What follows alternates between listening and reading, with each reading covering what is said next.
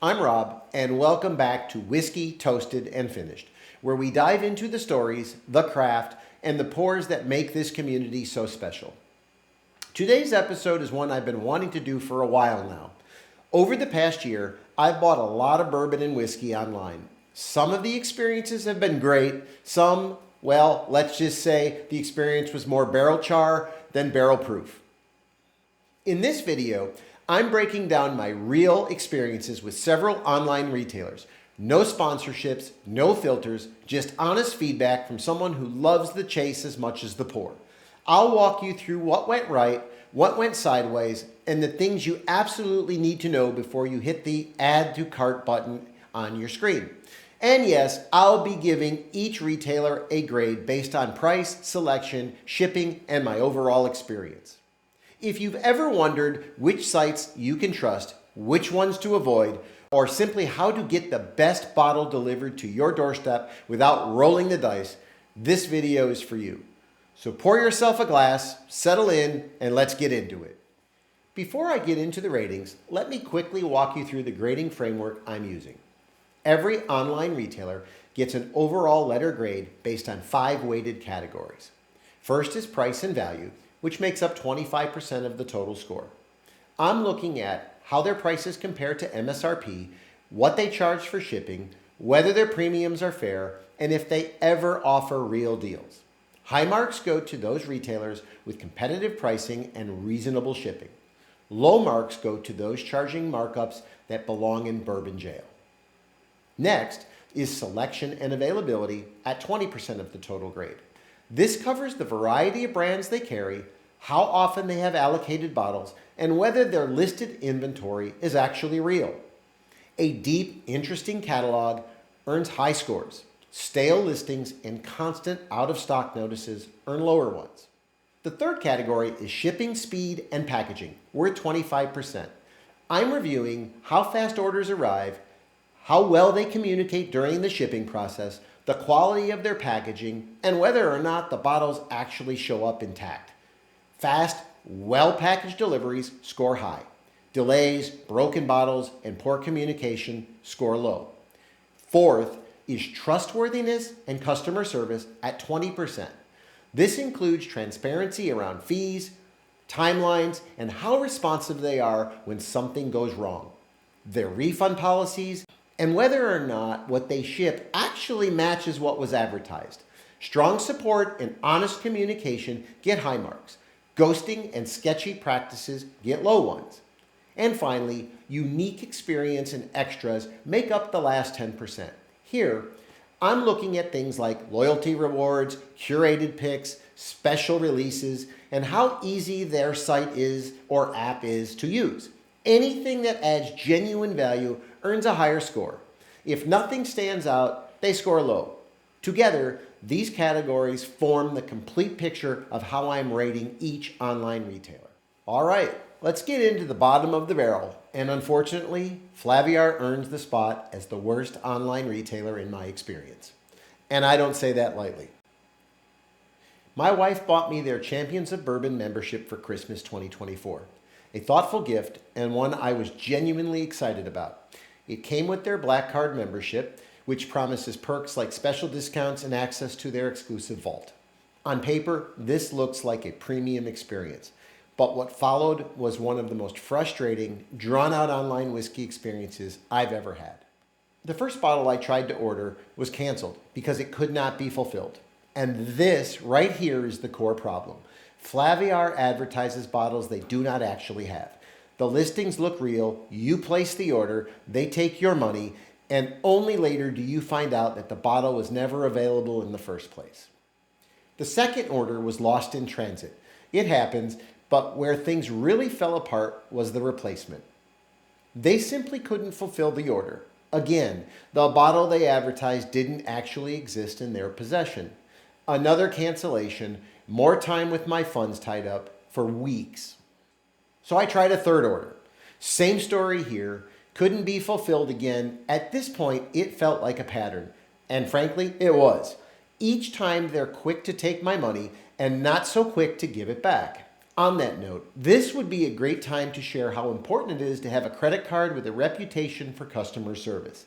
That's precisely why I use American Express. When issues like these arise, they are quick to make it right, even when a retail establishment can't or won't. Support was responsive, but the responses were very frustrating, lacking in detail. Every time I contacted customer support, I got the same exact canned response.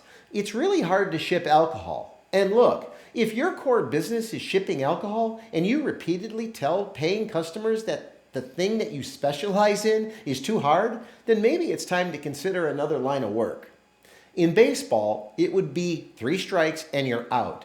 But I still had months of my paid subscription left, so I was not finished with them yet. And yes, there were more issues to come, so let's get into those now. Because the membership lasted a full year, I kept hoping the monthly bottles would redeem the experience.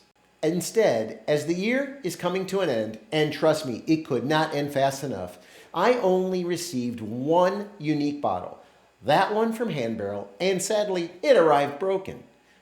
To their credit, they replaced it quickly, to my disappointment, with a bottle I could buy locally for $30 to $35.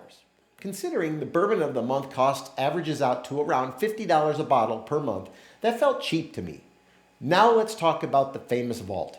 To their credit, you can find almost any allocated bottle in there, but none of them are priced at anything close to what I would consider a deal. And based on my track record with 3 failed orders and 1 broken bottle, I wasn't about to gamble again. If they can't fulfill standard orders reliably, what are the odds they're going to fulfill an allocated one? When you add it all up, the repeated delays, the unfulfilled orders, the broken bottles, the weak customer support, the underwhelming bourbon of the month, and the vault that didn't deliver meaningful value, Flaviar became the most frustrating online experience I've had. This is the one I strongly recommend against. Not a borderline F, not a maybe they had a bad month. This is a hard F for me. The kind of experience that makes people swear off online whiskey buying altogether.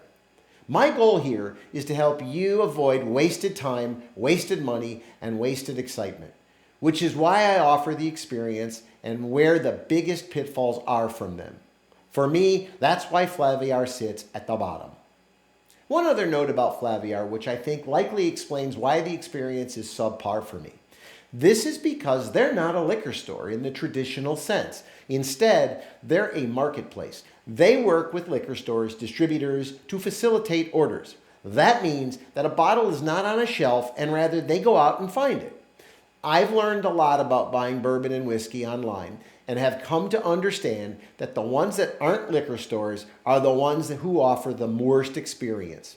At least that's how it has worked out for me so far. And we'll cover another couple of these marketplace-style vendors next. Next up on my list of F-rated online retailers is Tipxy. And this one lands here for a very different reason than Flaviar.